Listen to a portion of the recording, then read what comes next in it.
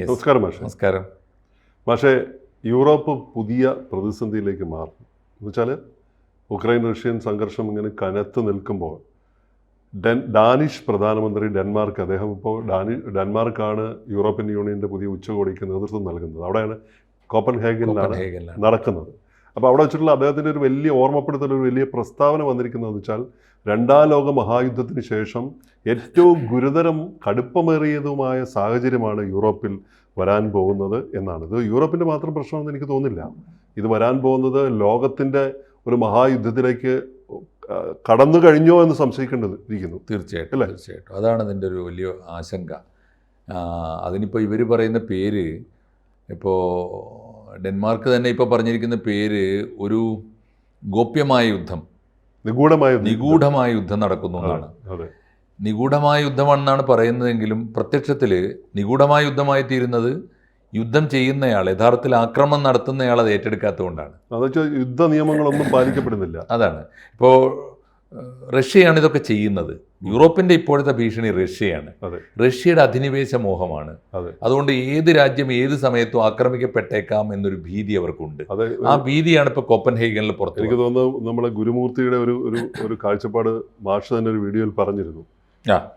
Russia പുത്തൻ സാമ്രാജ്യത്വ മോഹവുമായി മുന്നോട്ട് പോകുന്നു. അതെ, ഗുരുമൂർത്തി അത് പോസിറ്റീവായിട്ടാണ് കാണുന്നത്. എന്ന് വെച്ചാൽ അതിനെ റഷ്യയുടെ പുതിയ സാമ്രാജ്യത്വ മോഹം തീർച്ചയായിട്ടും ഒരു പുതിയ സോവിയറ്റ് യൂണിയൻ ഉണ്ടാക്കില്ല. അതൊരു സോഷ്യലിസ്റ്റ് രാഷ്ട്രമാവില്ല. സമ്പൂർണമായും ഒരു റഷ്യൻ ദേശീയതയിൽ അധിഷ്ഠിതമായ പഴയ സാർ ചക്രവർത്തിമാരുടെ പാരമ്പര്യമുള്ള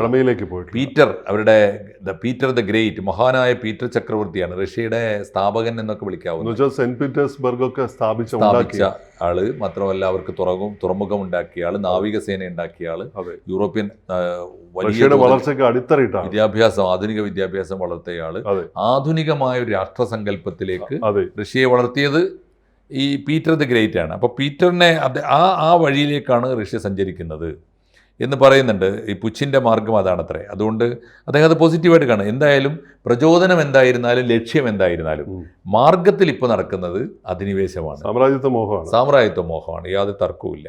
അപ്പോൾ ഇത് നിഗൂഢമാണ് എന്ന് കോപ്പൻഹേഗനിൽ ഡെൻമാർക്ക് പറയുന്നത് എന്തുകൊണ്ടാണ്? യൂറോപ്പിൽ സമീപകാലത്ത് നടക്കുന്ന നീക്കങ്ങൾ നടന്നതിപ്പോൾ ഉക്രൈനിൽ നടന്ന വാറാണ്. അത് ഓപ്പൺ വാറാണ്, പരസ്യമായി ഡിക്ലെയർ ചെയ്തതാണ്. സൈനികർ ചെന്ന് ഇപ്പോൾ ഏറ്റവും ഒടുവിൽ പോലും അവിടെ 7 ലക്ഷം സൈനികരെ വിന്യസിച്ചിട്ടുണ്ട്. അതുകൊണ്ട് ആർഗ്യുമെൻ്റ് ഉണ്ട്, കറക്റ്റാണ്. ഇപ്പോൾ ക്രീമിയ ഞങ്ങൾക്ക് വേണമെന്നും അല്ല ഞങ്ങൾ വിട്ടുതരില്ല എന്നും ഒക്കെയുള്ള വാദമാണ്.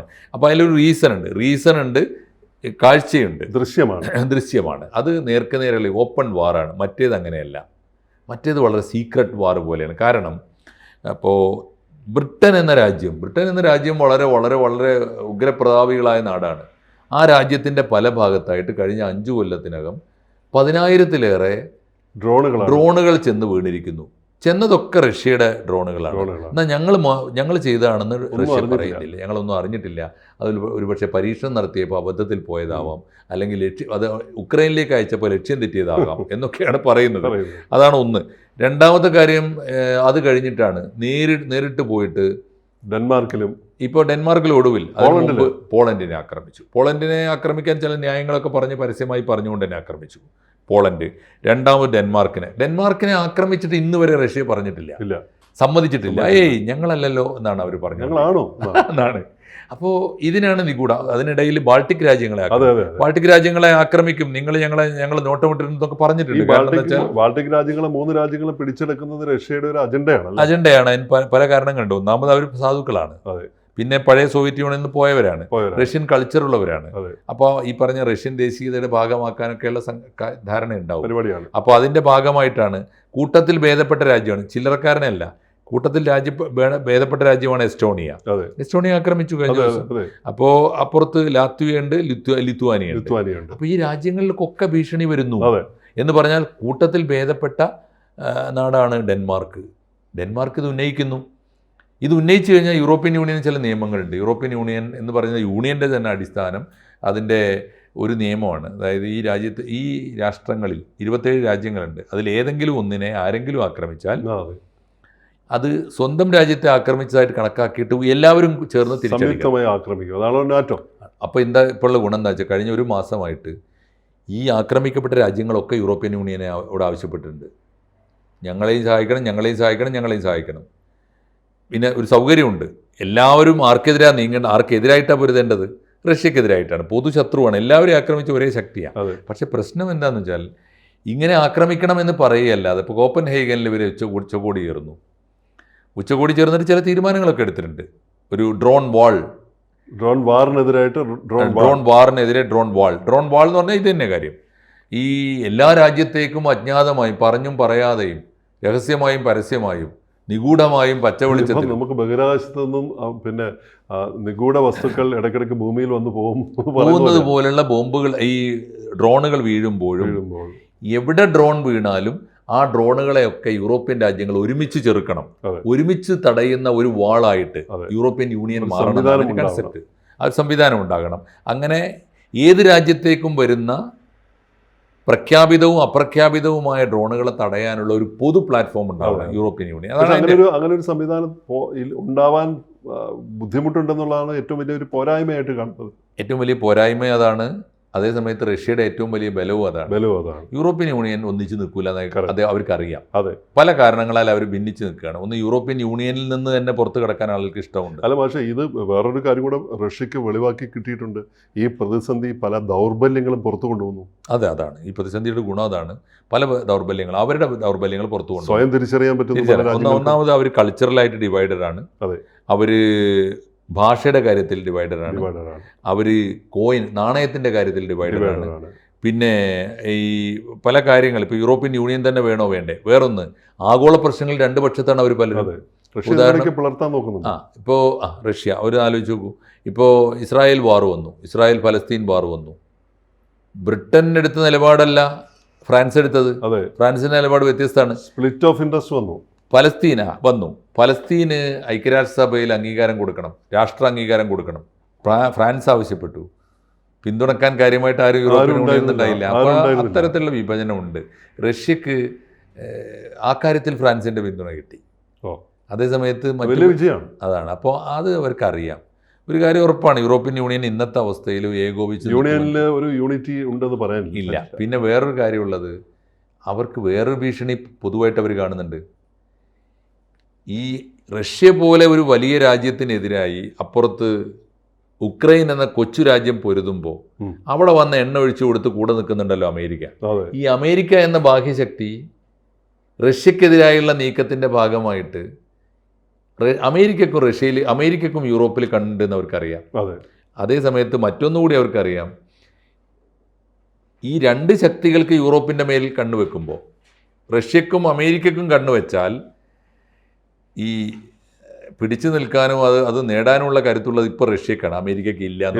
അമേരിക്കയുടെ നടു ഒടിഞ്ഞു കിടക്കുകയാണെന്ന് ഇപ്പുറത്തൊരു പ്രബലനായ ശത്രുവാണ്. അപ്പോൾ റഷ്യയെ ഒന്നും ഇവരിപ്പോൾ തൊട്ട് കളിച്ചാൽ അപ്പുറത്ത് സഹായിക്കാൻ പോലും ആരും ഉണ്ടാവില്ല. അതാണ് സ്ഥിതി. അതുകൊണ്ട് വല്ലാത്തൊരവസ്ഥയിലേക്കാണ് പോകുന്നത്. ഈ യുദ്ധം അപകടത്തിലേക്ക് പോകുന്നതിൻ്റെ ഒരു പ്രധാനപ്പെട്ട കാരണങ്ങൾ, ഒന്ന്, യാതൊരു യുദ്ധനീതിയും പാലിക്കാതെയാണ് റഷ്യ മുന്നോട്ട് പോകുന്നത്. യുദ്ധനീതിയെക്കുറിച്ച് എപ്പോഴും ലോകത്തെ ഓർമ്മിച്ചുകൊണ്ടിരുന്ന രാജ്യമാണ് റഷ്യ. പക്ഷെ അവരത് പാലിക്കുന്നില്ല. ഒന്ന്, അവർ നിരപരാധികൾ സിവിലിയന്മാരെ ആക്രമിക്കുന്നു, ആശുപത്രികളെ, രോഗികളെ, സ്ത്രീകളെ, കുട്ടികളെ വലിയ തോതിൽ ഉപദ്രവിക്കുന്നുണ്ട്. രണ്ടാമത്, പല നഗരങ്ങളുടെയും സാംസ്കാരികമായ പൈതൃകത്തെ തകർക്കുന്നു. കീവിനെ ആക്രമിക്കുമ്പോൾ ആ രാജ്യത്തിന് തലസ്ഥാനമായതുകൊണ്ടാണ് നമുക്ക് വിചാരിക്കാം. ഒഡേസയെ തെരഞ്ഞുപിടിച്ച് എന്തിനെ ആക്രമിക്കണം? സംസ്കാരങ്ങളുടെ കളിത്തൊട്ടിലാണ്, കളിയറങ്ങാണ്.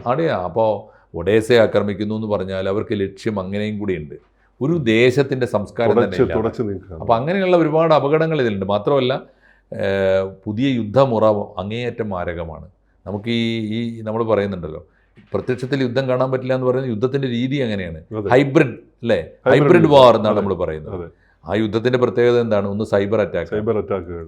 നമ്മുടെ കയ്യിലുള്ള മൊബൈൽ ഫോണിൽ പോലും എങ്ങനെയാണ് സ്ഫോടനം ഉണ്ടാക്കുക എന്ന് അവർക്കറിയാം. ഒന്ന്, ഒരേ ആയിരക്കണക്കിന് മൊബൈൽ ഫോണുകളെ ഒരേ സമയത്ത് വർക്ക് ചെയ്യിച്ചിട്ട് അക്രമം നടത്താം, ബോംബുകളാക്കി മാറ്റി. ഇസ്രായേൽ ചെയ്തതിനേക്കാൾ നന്നായിട്ട് റഷ്യ ചെയ്യാൻ പറ്റുമല്ലോ, അവരുടെ കയ്യിലുണ്ട്. വേറൊന്ന്, ഈ സിഗ്നൽ ബ്ലോക്കിംഗ് ആണ്. എന്താ പറയുന്നത്? സിഗ്നൽ ജാമിംഗ് എന്ന് പറയുന്നത്. എന്ന് വെച്ചാൽ ലോകത്ത് ഓടിക്കൊണ്ടിരിക്കുന്ന അത്യാധുനിക വാഹനങ്ങൾക്ക് മുഴുവൻ, അത് ഷിപ്പാവട്ടെ, അത് ഫ്ലൈറ്റുകളാവട്ടെ, എല്ലാം നിശ്ചലമാക്കാൻ പറ്റും. നിശ്ചലമാക്കാൻ പറ്റുമോ? എല്ലാത്തിൻ്റെയും സിഗ്നൽ റദ്ദാക്കാൻ പറ്റും. ഇങ്ങനെ ഉള്ള ആധുനിക യുദ്ധമുറകളാണ്. പിന്നെ ഈ പ്രോക്സി വാർ എന്ന് പറയില്ലേ, ഇപ്പോൾ ഒരു നിഴൽ യുദ്ധം എന്ന് വെച്ചാൽ 10 ഡ്രോൺ അങ്ങോട്ട് തൊടുത്തു വിടുന്നു, ഒരു ഡ്രോൺ ലക്ഷ്യത്തിലേക്ക് പോകും, നമ്മൾ 9ന്റെ പിന്നാലെയും കൂടും. അവന് ലക്ഷ്യത്തിലെത്താനുള്ളതല്ല, അതൊരു പൊട്ടാസാണ് എന്ന് പറഞ്ഞാൽ അത് ഒരു തട്ടിപ്പാ. അതിനെ വെടിവെച്ചിട്ടാ ഒന്നും നഷ്ടപ്പെടാനില്ല, പക്ഷേ മറ്റവൻ എത്തും ആ സമയം കൊണ്ട്. ഇങ്ങനെയുള്ള അപകടം പിടിച്ച എങ്ങനെ പോയാലും ഈ അദൃശ്യ ഭീഷണി എങ്ങനെയാണ് യൂറോപ്പ് നേരിടുക എന്നതൊരു വലിയ ചോദ്യമാണ്. യൂറോപ്പ് ചിന്തിക്കുന്നതിനെ എങ്ങനെ നേരിടുന്നത്, യൂറോപ്പ് ചിന്തിക്കുമ്പോൾ ലോകം ചിന്തിക്കുന്നത് യൂറോപ്പ് എങ്ങനെയാണ് ഇതിനെ നേരിടുക.